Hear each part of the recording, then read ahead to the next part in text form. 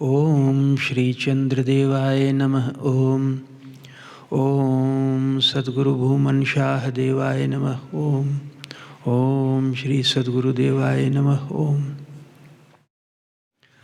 वंचित वर्ग के किसी व्यक्ति की सेवा या सहयोग करें अपनी परिस्थिति के अनुसार। वो दिन भी व्यर्थ है जिस दिन आपने किसी की निष्काम सेवा नहीं की, वो दिन भी बेकार ही गया।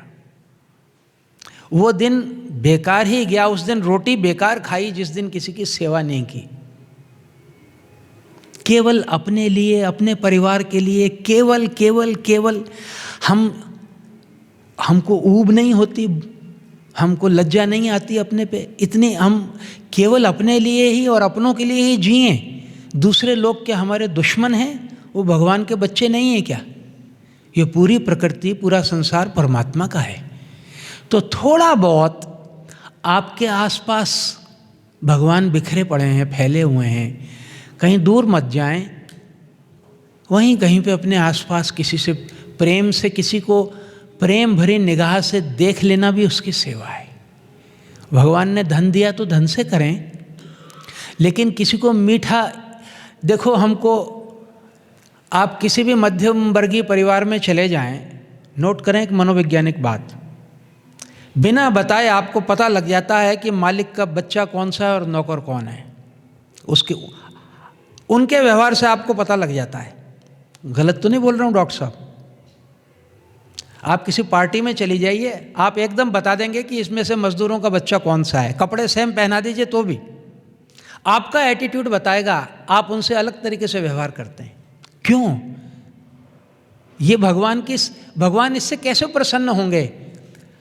आप में ऐसी क्या खासियत है कि भगवान आपको प्यार करें? क्या ऐसी खासियत है आप में? आप ऐसे कौन से सोने चांदी के बने हुए हैं, बहुत अच्छे हैं, बहुत ऊंचे हैं? क्या है आप में और मेरे में? जब तक हम भगवान की बनाई हुई इस सृष्टि को, उसके इंसानों को प्रेम और आदर नहीं देंगे, तो क्या उससे आप किसी माँ के एक बच्चे को तौहीन से देखेंगे, अपमान की नज़रों से देखेंगे, निरादर करेंगे, तो क्या माँ खुश होगी? ये पूरा दुनिया भगवान की है। जिस परमात्मा को आप प्राप्त करने के लिए ये सेमिनार अटेंड कर रहे हैं ना, उसी परमात्मा का वो बच्चा है जो गरीब है।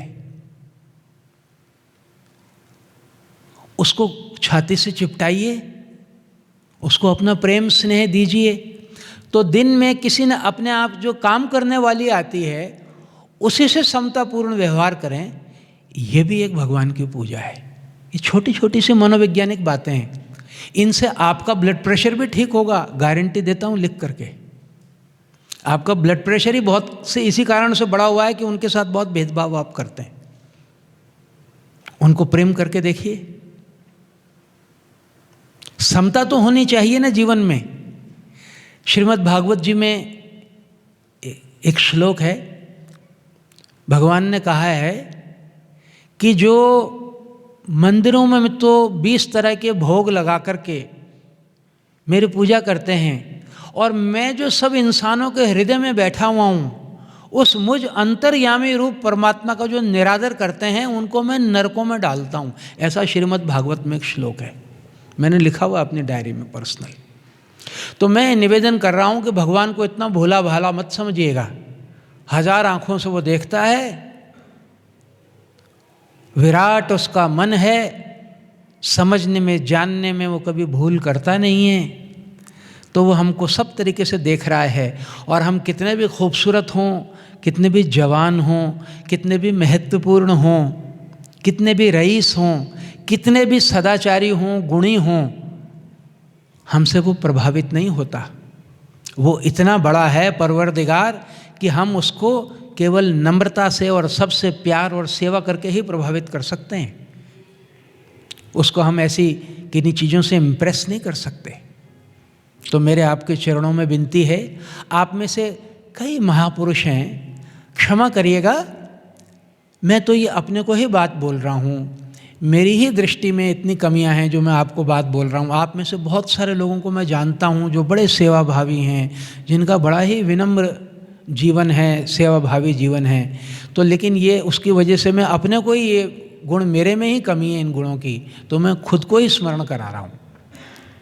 उसमें से आपको भी कोई अच्छा लगे तो आप उसको अपना लें। अगला गुण है जो दैनिक दिनचर्या का गुण बतला रहा हूं, अपने अपने माता पिता की सेवा करना। भगवान के बाद दूसरा नंबर माता पिता का। अगर कोई बोले जी कि मेरे माता पिता जो हैं वो तो अब बूढ़े हो गए हैं, सठिया गए हैं, बात ही उल्टी करते हैं, तो उनको हम कैसे उनकी हर बात माने? तो भाई 2-3 ऐसे रिश्ते होते हैं जिनके गुण धर्म देखने की भगवान ने आज्ञा नहीं दी है। उनमें से माता पिता नंबर 1 और गुरु। गुरु और माता पिता को, शिष्य को और पुत्र को और पुत्रियों को जांचने का, आकलन करने का अधिकार भगवान ने नहीं दिया। माता पिता में कितने ही दुर्गुण हों, आपको वो आपकी सेवा के ही अधिकारी हैं, दूसरी अधिकार आपका नहीं है। आप देखिए ना, भारतीय पत्नी कैसी होती है। 10 जगह से आदमी गलती कर करके आता है तो वो अपने पति की गलतियों को ठीक नहीं बोलती कि तुमने ठीक किया है। कहीं शराब पी करके आ गया या किसी से लड़ाई झगड़ा करके आ गया, लेकिन अपने पति को छोड़ती नहीं है। वो घर में लड़ लेगी लेकिन उसका साथ नहीं छोड़ती।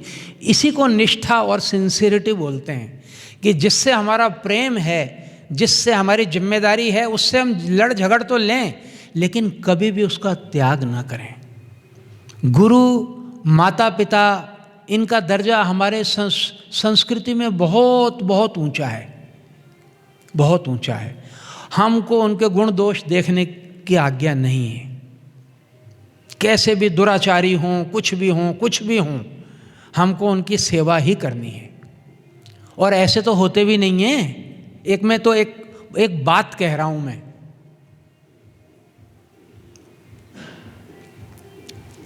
और अपने फर्ज को निभाते वक्त हमको कुछ कष्ट सहने पड़ें, अपने माता पिता की कम समझी के कारण या उनकी बुरे स्वभाव के कारण, तो तप मान करके उसको सहन कर लेना चाहिए, लेकिन प्रतिकार नहीं करना चाहिए। We are not ordained, it is not granted to us to do that, it is simply prohibited.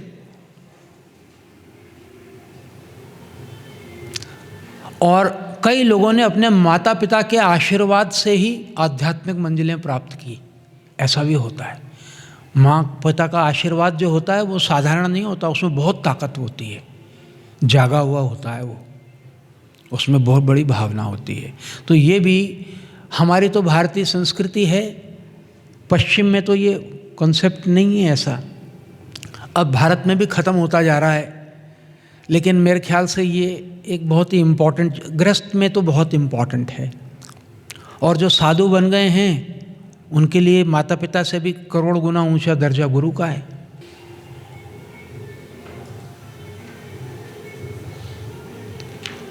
और फिर रात में भगवत स्मरण करते हुए सो जाएं। और यदि हमारे जीवन में ज़्यादा समय है तो इन अपनी अपनी रुचि के अनुसार इनमें से ही किसी भी क्षेत्र में ज़्यादा समय दें, अगर हमारी इसमें रुचि है तो।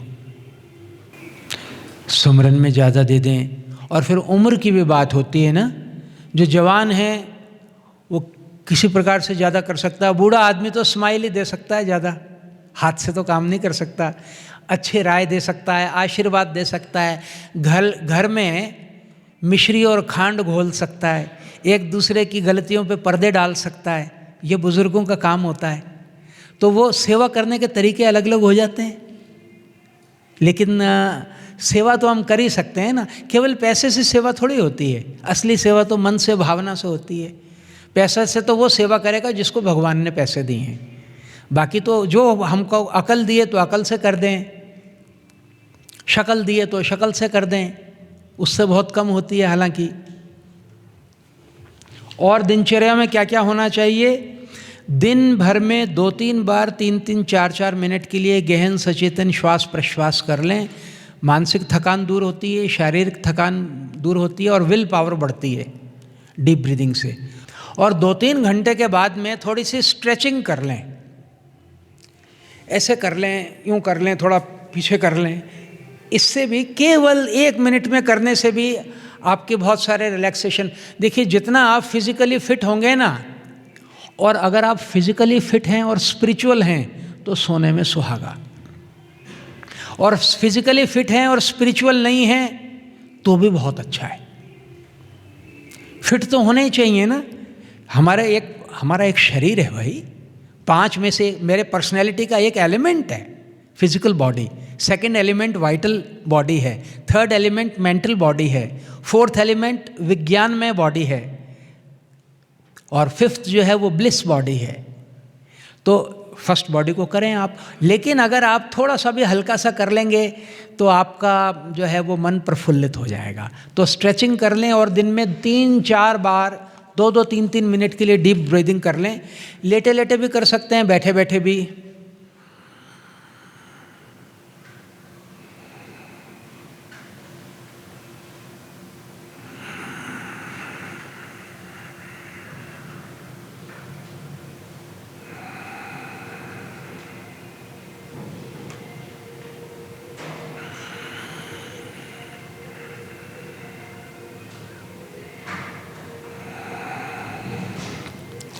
जी अच्छा, भोजन दिनचर्या के अंदर भोजन सदैव हल्का, सात्विक और पौष्टिक लें। ऐसा भोजन बहुत ना तो महंगा होता है, और भोजन और औषधि जो है वो आयुर्वेद के नियमों के हिसाब से लें तो अच्छा है।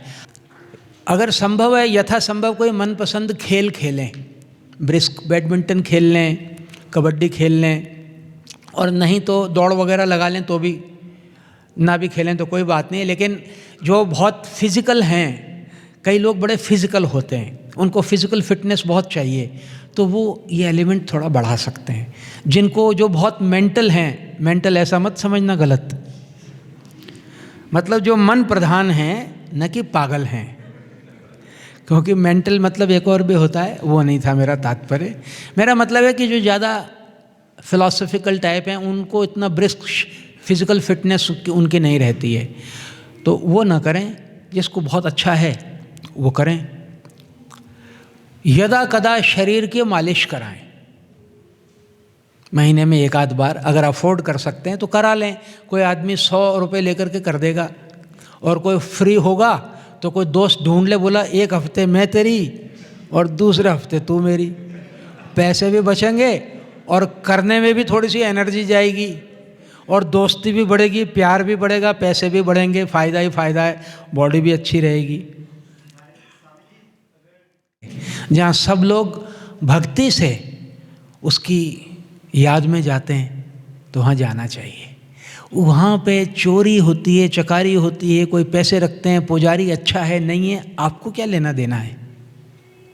अगर वो अच्छा हो तो बहुत अच्छी बात है, लेकिन वो भी अच्छी बात है। आपकी ताकत हो तो बदल दो पुजारी को, नहीं बदलो तो भजन तो करो। कहीं बोला कि उसका तो पुजारी अच्छा नहीं है, भाई अच्छा नहीं है, अरे भाई तो होने दो, आप तो अच्छे बने, तो उसमें जाएं। और अगर घर में रस आता है तो घर में बैठें, लेकिन उससे सामाजिकता होती है, बच्चों को संस्कार मिलते हैं, बच्चों को साथ ले जाएं। और छुट्टियों में, अवकाश में स्पिरिचुअल टूरिज्म पे जाएं, बजाय कि ताजमहल देखने चले गए, स्विट्ज़रलैंड देखने चले गए। हमारे देश में बहुत ही खूबसूरत भव्य मंदिर हैं, भव्य सीनरीज हैं, वहाँ पे चले जाएं। सीनरीज देखने भी जा सकते हैं, नेचर के बीच में भी जा सकते हैं, व्हाई नॉट। अच्छे भगवान ने पैसे दिए तो ज़रूर जाएं, थोड़ा सा रिलैक्सेशन हो जाता है। लेकिन अगर आप भगवान के साधक हैं तो फोकस परमात्मा पे रखें, उन दिनों में भी विश्राम भी परमात्मा में लें, आनंद और खुशी भी परमात्मा में, विश्राम भी परमात्मा में, कहीं ना कहीं परमात्मा जुड़ा हुआ हो।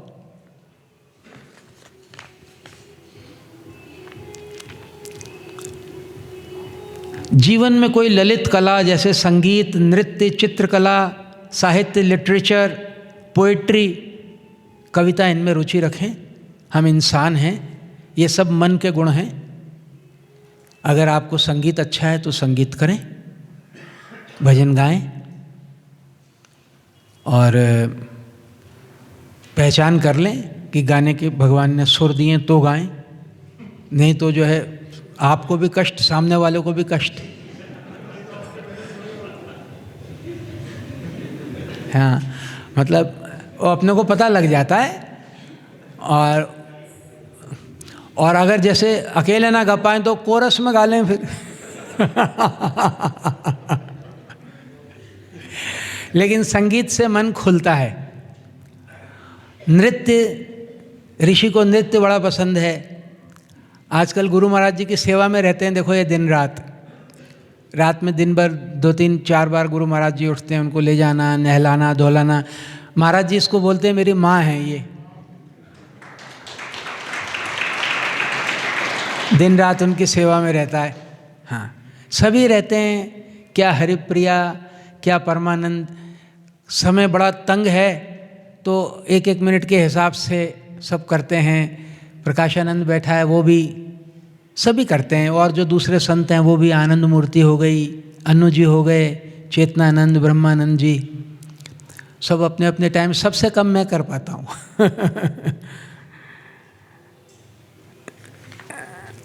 और दूसरा, ये मेरा पर्सनल विचार है कि जो खास तौर पे लड़के हैं, आजकल का आधुनिक युग है, थोड़ी पढ़ने की आदत डालिए। बुक रीडिंग की हैबिट होनी चाहिए। You should be lovers of books. हमारी विद्या अनुरागिणी संस्कृति है। हम विद्या अनुरागी, हम सरस्वती के उपासक हैं। वो देखो पुस्तक, वीणा पुस्तक धारिणी हैं, सरस्वती के उपासक हैं, तो जीवन में आपकी किताबें ही नहीं हैं, ये क्या बात हुई? गंवार हो क्या? ऐसे नहीं करें। अच्छे अच्छे किताबें पढ़ें, जनरल नॉलेज पे पढ़ें, लिटरेचर पे पढ़ें, पोइट्री पे पढ़ें, क्वांटम फिजिक्स पे पढ़ें। ज्ञान भगवान की ये लीला है, उसकी अपरंपार लीला है, आश्चर्यचकित नहीं होते? पढ़ें उसको, उसकी महिमा को देखें। किसी के ऊपर धौंस जमाने के लिए किताबें मत पढ़ें, लेकिन भगवान की लीला गुणगान करने के लिए तो पढ़ें। मेरे को भी पढ़ना प्रिय है, हालांकि बहुत कम पढ़ पाता हूँ। मैं भी अभी इस आयु में संस्कृत सीख रहा हूँ, थोड़ी बहुत सीखी भी है, और क्वांटम फिजिक्स भी पढ़ रहा हूँ आजकल। और मैं हैरान रह गया हूँ उसमें भगवान की लीला देख करके। क्वांटम फिजिक्स में रोज़ नई नई चीज़ें हो रही हैं। अभी कल ही मैंने इतनी व्यस्तता में भी एक 16 मिनट का लेख पढ़ा कि 2080 में दुनिया कैसी होगी, कि जो है वो कंप्यूटर्स के अंदर जो है, कई कंप्यूटर्स में मनुष्य से ज़्यादा इंटेलिजेंस आ जाएगी, और वो मनुष्य के ऊपर हुक्म चलाएंगे। मनुष्य को बोलेंगे तुम उधर जाओ भैया, जरा विकासनगर से सब्जी लेकर के आओ। वो क्या था कि एक उन्होंने नैनो ब्लैक होल बनाया, नैनो ब्लैक होल बनाया, और उसके अंदर एक स्त्री थी जो आर्टिफिशियल इंटेलिजेंस पर काम कर रही थी। उसने अपना डीएनए, हार्ट की बीट्स, लंग्स की बीट, हेयर्स वगैरह सब एक जगह किसी जगह स्टोर कर दिए थे। उन्होंने उसको पंप किया तो 15 साल के बाद में वो जीवित होकर के कंप्यूटर में आ गई, उसकी आत्मा। तो उसने अपने हस्बैंड से बात की कि तुमने ये क्या बड़ी गलती कर दी।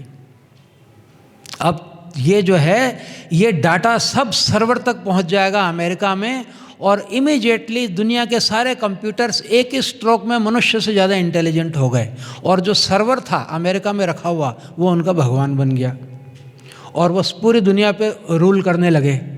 एक फिक्शन थी, लेकिन जिस दिशा में आर्टिफिशियल इंटेलिजेंस चल रही है उसको वो एक्स्ट्रापोलेट कर रहे थे। तो मैं कह रहा था,